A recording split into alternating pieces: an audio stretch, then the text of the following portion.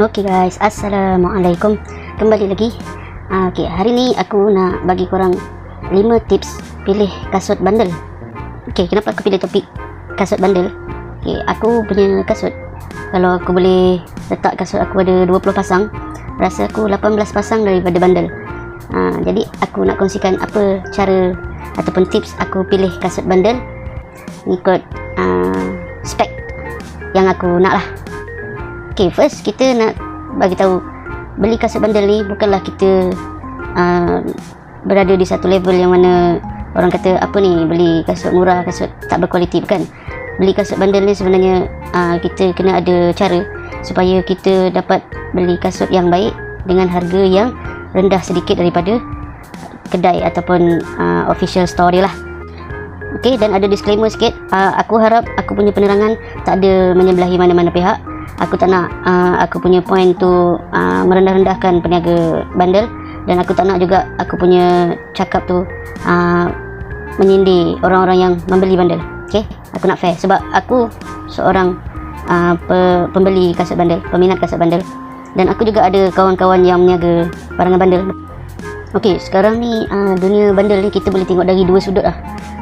Sebab sekarang ni bukannya bandel dekat kedai saja, kita juga ada orang meniaga bandel melalui online punya style, ke Facebook, ke TikTok, mana lagi kan. Okay, jadi kriteria yang aku nak kongsikan ni korang boleh apply dekat physical store ataupun korang walk in masuk kedai bandel, dan korang juga boleh aplikasikan juga bila korang nak beli kasut bandel melalui channel-channel online lah. Okay, kita pergi ke tajuk utama kita, 5 tips pilih kasut bandel.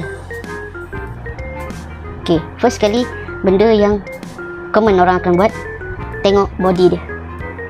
Tengok body dia. Cari defect-defect yang ada pada body. Ini bukan suruh cari kesalahan, cari defect yang ada pada body dan kita nilai defect tu. Kalau kita beli, kita boleh pakai ke, ataupun kalau kita beli kita sarung, jalan-jalan koyak. Kalau ikut kan, kita cek setiap jahitan dia. Bukan setiap lah, tak payahlah detail sangat macam profesor pula kan. Maksudnya kita tengok, okay, sini kita tolak-tolak sikit. Ingat cek body, jangan sampai merosakkan kasut. Kita cek ada tak yang terkoyak ke sebenarnya, ataupun ada kesan gam lain ke. Kita boleh nampak. Tapi ingat, kita bukannya pegawai immigration. Cek relax-relax cek jahitan. Aku sebut pegawai immigration, bukanlah aku cakap pegawai immigration tu cerewet, bukan. Maksud aku, kita bukanlah nak buat inspection apa, kita nak cek sekali lalu je. Okay, cerita pasal badan, aku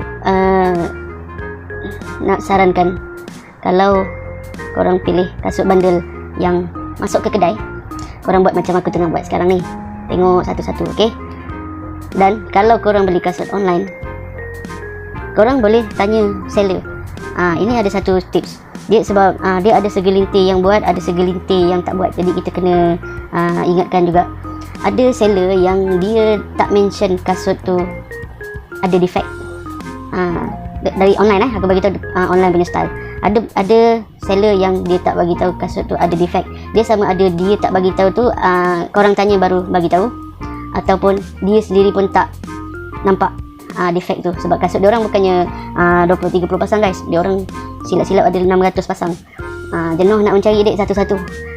Nak cari kesalahan pula tu, semua nak mengurangkan dia punya jualan tu. Jadi benda tu bukanlah dia skip step tapi benda tu sebenarnya korang kena ambil tanggungjawab. Masa dia jual kasut tu, korang tanya.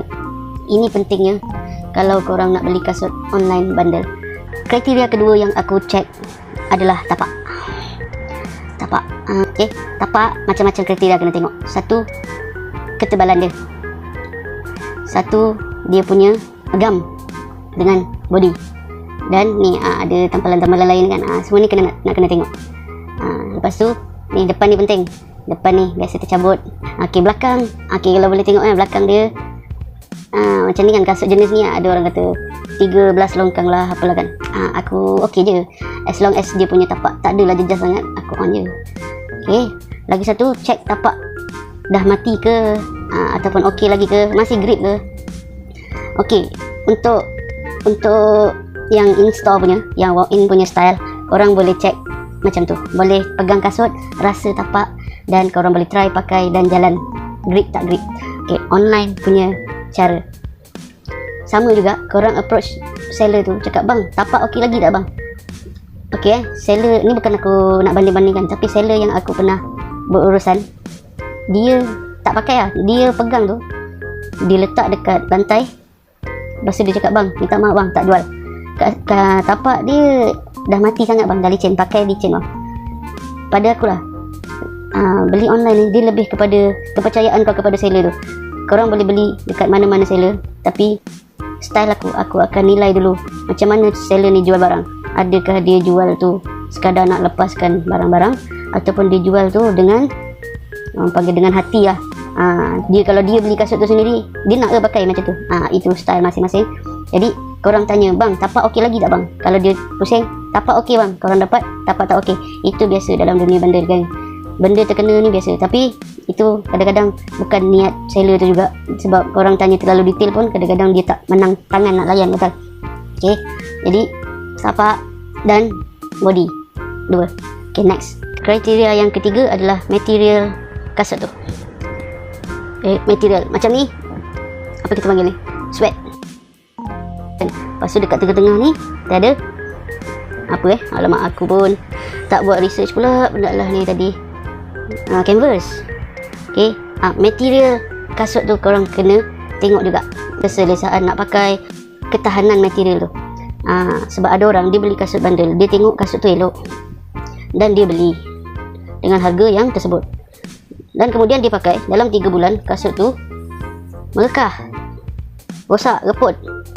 Jadi korang sendiri sebagai pembeli, bukan korang lah, kita orang lah, aku sekali pun sebagai pembeli, kita kena ambil tahu sikit jenis-jenis kasut, jenis-jenis kain yang digunakan, jenis-jenis tapak yang digunakan, getah yang digunakan satu-satu kasut tu, dan ketahanan dia.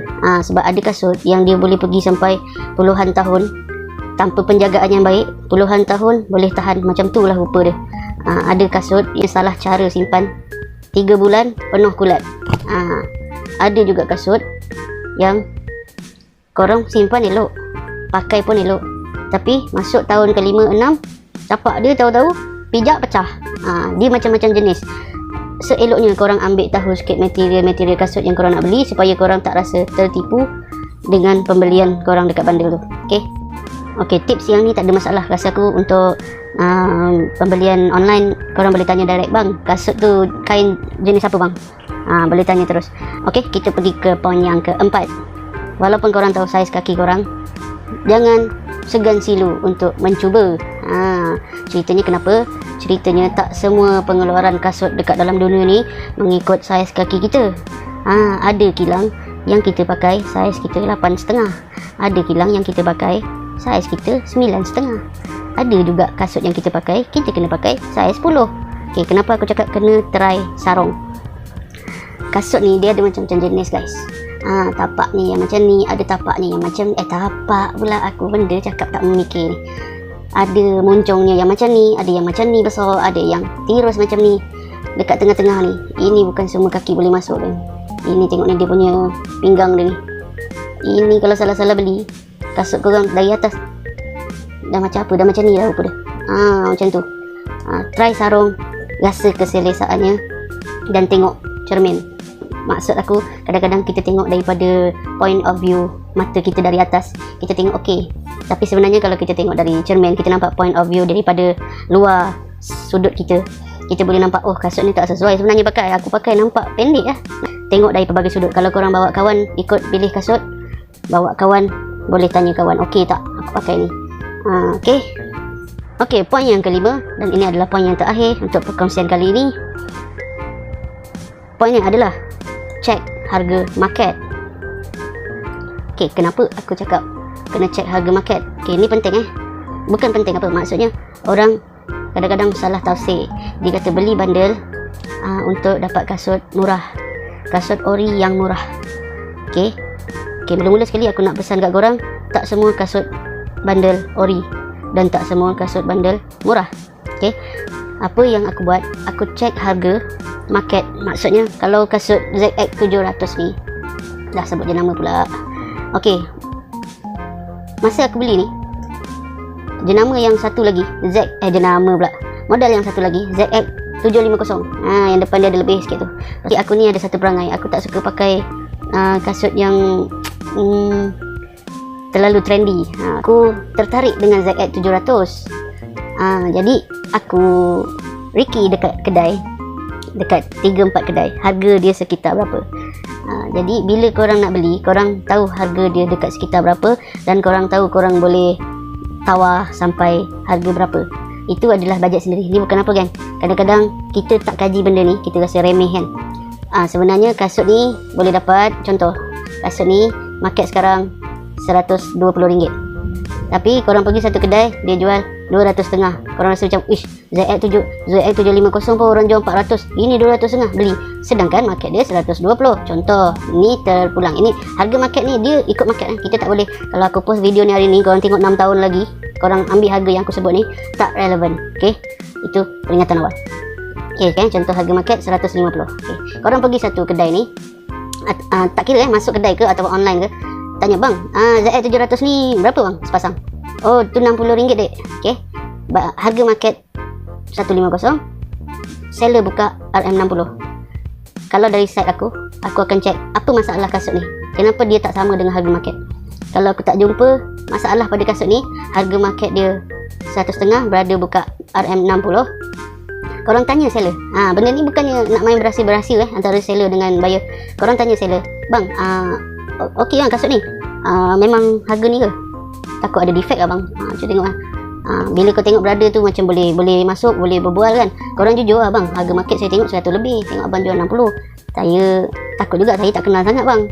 Macam tu approach. Ada kadang-kadang ada seller ni, dia memang letak harga murah sebab ada defect. Ada seller yang letak harga murah, dia dapat harga sekian, dia boleh jual harga sekian, tak kisah harga market 150 pun, aku nak jual 60, ikut aku. Itu terpulang. Jadi itu pentingnya bertanya. Dan kalau seller tu dia hanyalah promoter, dia bukanlah orang yang main bandel, jadi susah sikit untuk tanya benda-benda detail macam ni, sebab dia orang tak berapa ambil kisah sangat pun. Kenapa market macam ni, kenapa kasut ni below market, macam tu kan. Dan sedikit sebanyak daripada apa perkongsian aku tadi, ambil tahu sikit sebanyak tentang kriteria untuk kasut tu.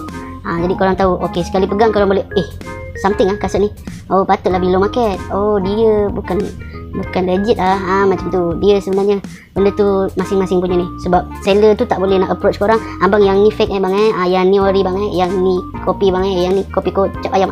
Tak ada masa. Korang kena ambil tahu, inisiatif korang untuk ambil tahu sendiri benda tu. Okey, sekian untuk hari ni, 5 tips untuk pemilihan kasut bandel daripada aku. Ini style aku guys. Kalau korang ada kriteria yang lebih bagus ataupun orang lain ada perkongsian yang lebih baik, korang apply untuk benefit korang juga. Okey, kita jumpa next video guys.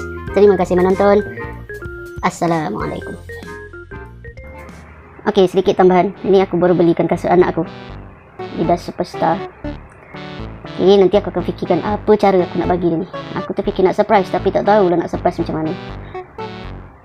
Okay lah, adalah kasut bercorak sikit. Hari tu dia punya kasut AJ1 aku dah custom, dia pun dah pakai, elok lunyai. Daripada merah pakai, kuning pun pakai. Lepas ada kasut Adidas Advantage putih, pakai bawa pergi sekolah, elok. Aku nak reward dia satu kasut lah. Superstar ni lama aku perhati kat kedai, elok pula tak ada orang beli. Dekat 4 bulan masa aku perhati kan, adalah sikit-sikit defect, benda biasa lah kan. Okay, aku akan fikirkan macam mana cara nak bagi ke anak aku. Okay, apa, kalau berjaya kita punya surprise ni, nanti aku kongsikan. Okay guys, selamat, terima kasih yang menyokong. Assalamualaikum.